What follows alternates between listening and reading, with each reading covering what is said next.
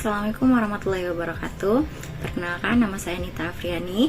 Saat ini saya adalah mahasiswa PPG Prajabatan dari Universitas Indraprasta PGRI. Di sini saya akan memaparkan tentang hasil modifikasi modul ajar yang telah saya lakukan untuk memenuhi tugas mata kuliah pemahaman peserta didik dan pembelajarannya. Modifikasi pertama yang saya lakukan pada modul ajar saya yaitu pada bagian model pembelajaran. Pada modul pembelajaran sebelumnya, saya menggunakan model Discovery Learning. Nah, melihat dari karakteristik peserta didik yang saya ampu yaitu kelas 12.1 dan 12.2, saya memutuskan untuk memodifikasi sesuai dengan karakteristik mereka, terutama untuk kelas yang 12.1. Nah, di sini perubahannya dari yang Discovery Learning menjadi Discovery Learning, namun saya kombinasikan dengan metode Jigsaw di metode Cooperative Learning. Nah, di sini terutama untuk mewadahi kelas 12.1 agar semua peserta didik terlibat dalam pembelajarannya.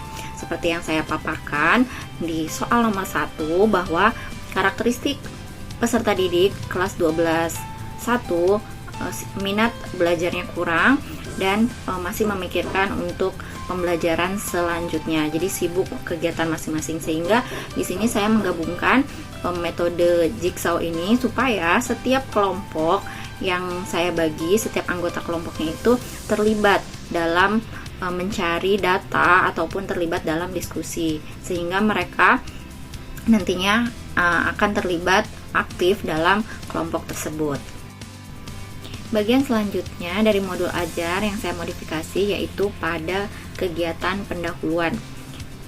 Pada modul sebelumnya saya mengalokasikan 20 menit untuk pembukaan, lalu asesmen diagnostik untuk 3 tujuan pembelajaran yaitu substansi genetika, replikasi DNA, dan sintesis protein, supaya waktunya lebih efektif karena ketiga tujuan pembelajaran tadi dibagi menjadi 3 pertemuan. Namun ketika dijalankan soalnya menurut saya itu terlalu banyak dan terlalu memakan waktu, sehingga saya memutuskan untuk mengurangi jumlah soalnya yaitu menjadi 15 soal. 15 soal nanti dibagi menjadi 3 tujuan pembelajaran seperti pada slide ini. Tujuan pembelajaran yang pertama, kedua, dan ketiga masing-masing 5 soal, dan level soalnya dari C1 hingga C3. Namun jumlah untuk C3-nya akan lebih sedikit dibandingkan C1 dan C2 karena ini adalah asesmen pertama untuk mengetahui kemampuan awalnya dari setiap peserta didik di kelas 12.1 maupun 12.2. Selanjutnya pada kegiatan inti nanti diubah, yang tadinya saya menayangkan video pada langkah stimulus, saya ubah menjadi pertanyaan-pertanyaan pemantik yang tujuannya adalah untuk melakukan pendekatan CRT atau Culturally Responsive Teaching gitu ya. Jadi ini supaya lebih dalam, jadi mengetahui keadaan di sekitarnya gitu, hubungannya dengan keadaan lingkungannya atau pertemanannya, seperti itu. Jadi variasi nanti hubungan dengan orang tua, mungkin nanti ditambahkan dengan kenapa ada variasi perbedaan antara teman yang satu dengan teman yang lain, seperti itu. Jadi di sini tujuannya untuk pendekatan culturally responsive. Sedangkan nanti video akan diberikan pada langkah selanjutnya sehingga siswa bisa menganalisis sendiri atau mengidentifikasi video tersebut ketika di kelompok-kelompok supaya waktunya nanti lebih efektif karena waktunya di sini dialokasikan hanya 10 menit. Bagian selanjutnya di kegiatan inti yaitu langkah 2 untuk identifikasi masalah, saya kurangi waktunya dari 15 menit menjadi 10 menit, dan dari kata mencari video saya sudah sediakan sumber videonya nanti yang akan saya berikan ke siswa, sehingga di setiap kelompoknya siswa akan mengidentifikasi video tersebut supaya waktunya lebih efektif dan lebih terstruktur ya, karena tadi yang di karakteristik untuk 12.1 itu butuh motivasi lebih sehingga harus diarahkan lebih tertuju dibandingkan yang 12.2 yang sudah lebih inisiatif seperti itu. Nanti waktu yang 5 menitnya akan dialokasikan ke sintaks selanjutnya, yaitu di verifikasi, karena itu membutuhkan waktu yang lebih banyak. Nah, langkah selanjutnya yaitu adalah mengumpulkan data atau informasi.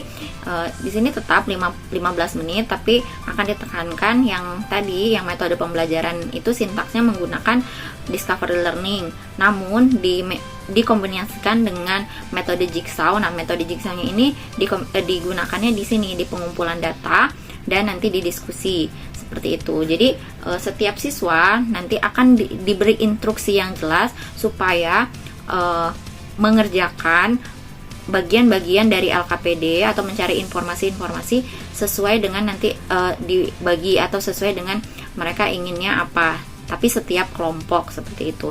Jadi berdiferensiasinya mungkin nanti di setiap kelompok, supaya nanti ketika didiskusi mereka bisa sharing ilmu dari hasil yang mereka cari. Berikut ini adalah contoh bagian-bagian soal, tapi tidak seluruhnya, nanti dilampirkan di modul saya nanti lebih lengkap lagi. Di sini contohnya ada bagian isian singkat, menjodohkan, ataupun esai. Nanti mereka akan membagi anggota mana yang mengerjakan isian singkat, menjodohkan, ataupun esai. Nanti sesuai dengan tingkat kesulitannya, mungkin yang esai dikerjakan oleh 2 orang, sedangkan menjodohkan, isian singkat bisa 1 orang. Jadi nanti diserahkan ke kelompok masing-masing untuk membagi anggota mana yang akan melakukan atau mencari data atau informasi tersebut. Hasil dari pencariannya ketika sudah di LKPD akan didiskusikan gitu. Ya, seperti yang saya jelaskan tadi ya, ada pengurangan 5 menit waktunya, dialihkan ke sini, ke bagian verifikasi atau di langkah 4, sehingga waktunya lebih banyak, karena untuk diskusi atau transfer ilmu dari satu teman dengan teman yang lain, karena tadi metode jigsaw dibagi-bagi, waktunya membutuhkan lebih banyak. Nah, sedangkan langkah penutup itu tidak ada, atau bagian penutup tidak ada modifikasi dari saya, sudah cukup waktunya 10 menit, melakukan refleksi, selanjutnya nanti diberitahu bab selanjutnya apa. Nah, semoga tadi modifikasi ini sudah sesuai dengan peserta didik yang tadi di kelas 12.1 itu karakteristiknya kurang termotivasi gitu ya untuk belajar, apalagi mereka mendapat pelajaran itu di siang hari sebelum pembelajaran terakhir. Jadi mungkin agak capek seperti itu, kegiatannya sudah banyak.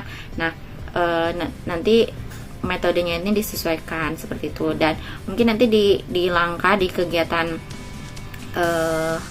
pendahuluan nanti akan saya masukkan ice breaking supaya semangat 12.1 ini lebih terpacu seperti itu ya, dibanding yang 12.2, karena 12.2 tanpa ice breaking pun mereka sudah bersemangat. Jadi menurut saya tidak perlu ice breaking supaya lebih efisien waktu dan mereka lebih banyak diskusi, lebih banyak mencari pengetahuannya, seperti itu. Sekian pemaparan saya tentang modifikasi modul ajar yang telah saya buat.